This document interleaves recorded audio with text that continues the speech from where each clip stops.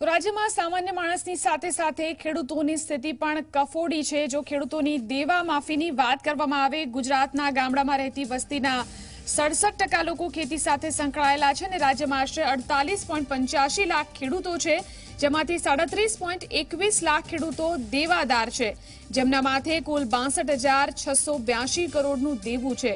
ગુજરાતમાં કુલ 37,21,021 ખેડૂત ખાતેદારોને માથે 62,682 કરોડનું દેવું છે।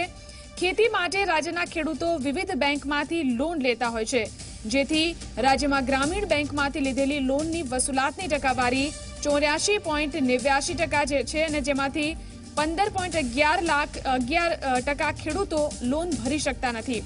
રાજ્ય સહકારી બેંકમાં લોન ન ભરી શકતા ખેડૂતોની ટકાવારી 4% છે, જ્યારે અન્ય સહકારી બેંકમાં લોન ન ભરી શકતા ખેડૂતોની ટકાવારી 12% છે।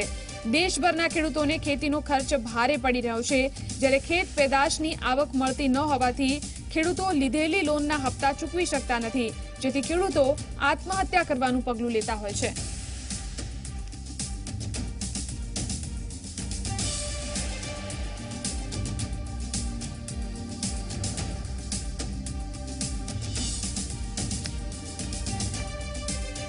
તો ગુજરાતનો ખેડૂત દેવાની જો વાત કરવામાં આવે તો તેમાં 8મા ક્રમે છે।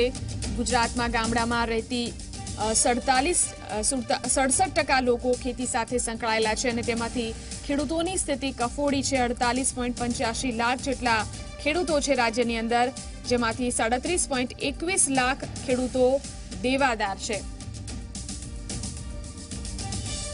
તો આ ખેડૂતોના માથે કુલ 62,682 કરોડનું દેવું છે।